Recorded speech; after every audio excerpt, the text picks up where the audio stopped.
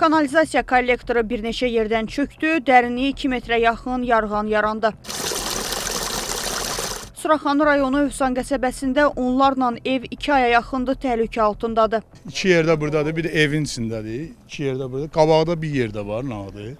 4-5 yerdə partlayıb. Evlər var buradakı evin içindən bu dəqiqə yəni bərbad o çirkab sular axır. Gəlsinə bura qazılmalıdır. Bura qazıb baxılmalıdır. Durbaları, o çökən durbaları təzədən bərpa eləmək lazımdır. Çirkab suların yaratdığı yarğana uşaq, kişi, hətta avtomobil belə düşüb. Xəstəlikdir. Bu hava da qızıb. Bir 5-10 gündən sonra vallahi evdə oturmaq olur. Məcburamız köçməliyik. Burada bir 1000-ə yaxın ev var. Qaynaqtam düşdü oyundan, ayaqları balnisaya apardı, qabırğaları qırılmışdı. Daha hansını deyək? Uşaq da düşmüşdü. Müsibətlə düşdü.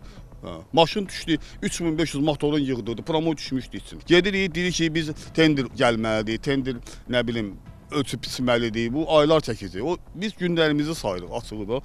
Bir 3 günə, 5 günə bu çöksə, vəssalam, bir 1000 dənə ev hamısı köçüb getməlidir burada. Aidiyyatı qurumlardan sakinlərin zənglərinə cavab olaraq bildirilib ki, kollektorun üzərindəki evlər sökülməlidir. Bura gəlməlidir, texnika, bütün kollektor dəyişilməlidir. Ev sökülməlidir, gəlsin söksün, bəlkə sökməyəcək, bəlkə başqa yolla eləyəcək, bəlkə nəsə müdaxilə edəcək. Yəni onlar mütəxəssisdirlər, gəlsinlər mütəxəssislər rəylərini bildirsinlər, ayırsınlar özlərini, desinlər ki, budur. Heç olmasa yaxınlaşıb gəlib nəsə desinlər. Məsələ ilə bağlı İri Şəhərlərin Birləşmiş Su Təchizatı Xidmətindən Xəzər xəbərə bildirildi ki, əraziyə briqada cəlb olunacaq, vəziyyət qiymətləndiriləndən sonra müvafiq işlər görüləcək. Minaya Zaman, Ramil İbrahimov, Xəzər xəbər.